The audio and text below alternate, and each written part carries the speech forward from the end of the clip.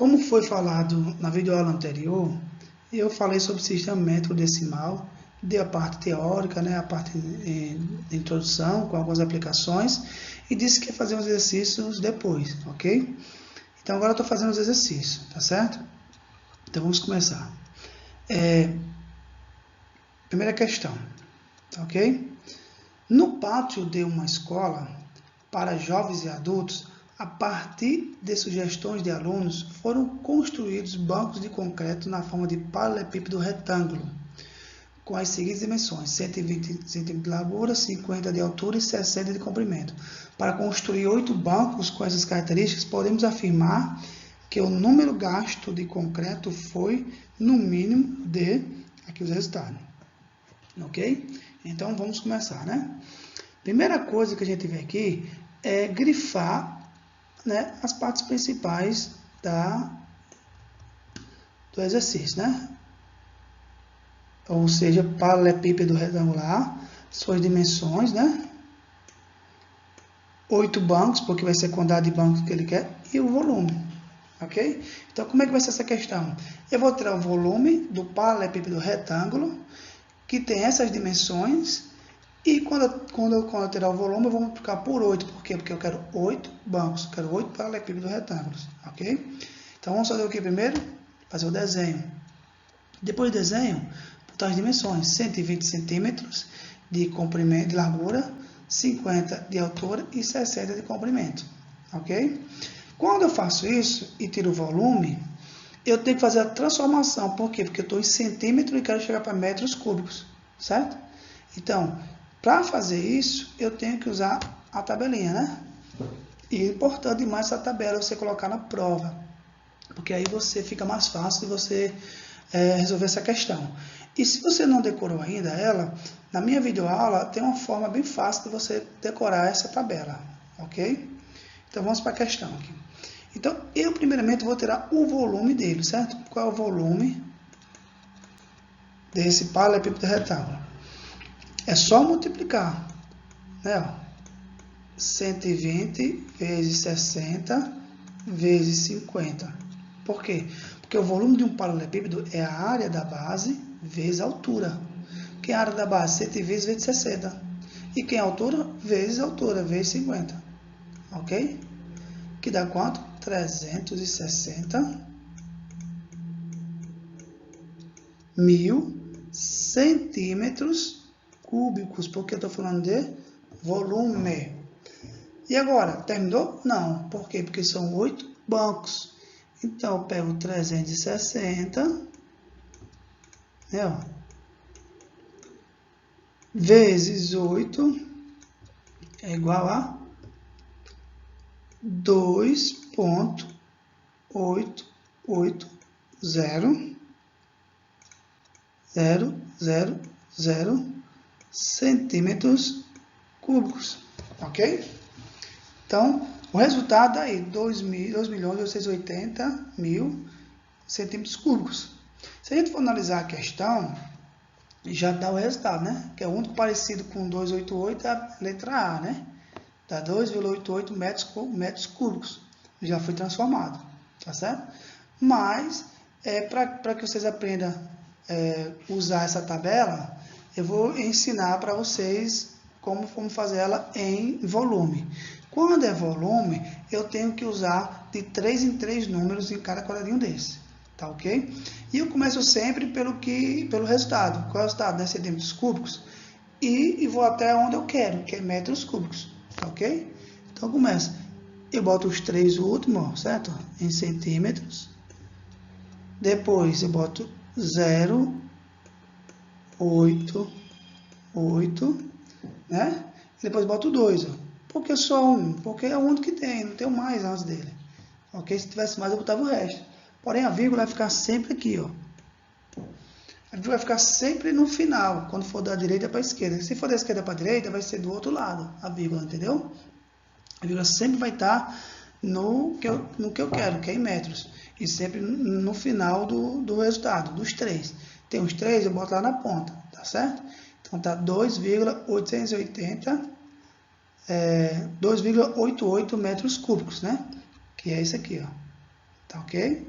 Questão A. Vamos para a segunda. Essa questão, ela é sobre capacidade máxima, certo? É sobre volume, ok? Mas o volume em mililitro.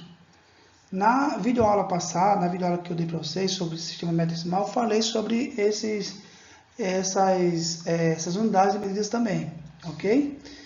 E mostrei a vocês uma parte lá importante, né? Sobre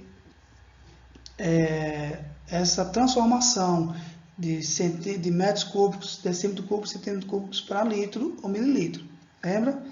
E aqui a gente vê, ó, 1 metro cúbico é igual a 1000 litros, 1 decímetro cúbico é igual a 1 litro e 1 centímetro cúbico é igual a 1 mililitro. Importante demais vocês aprenderem isso para quando vocês fazerem a prova. Por quê? Porque vai chegar uma hora dessa que vocês vão fazer transformação e se vocês não souberem, vocês não fazem a questão, tá ok?